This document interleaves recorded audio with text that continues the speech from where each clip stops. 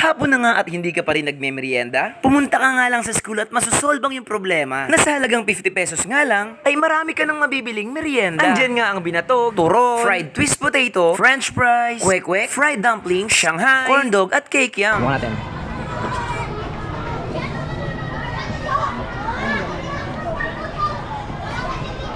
Guys, oh.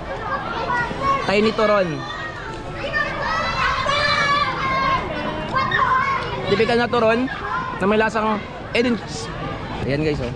Binatog ng TCU. Ayan, oh. Niyog tsaka kondensada.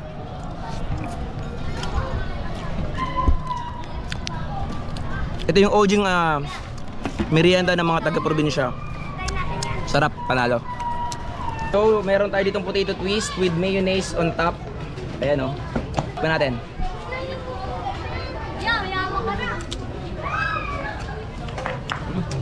Sarap.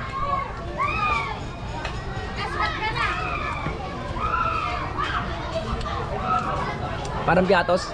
At syempre, hindi rin magpapatalo ang pambansang kwek-kwek ng ating kabataan.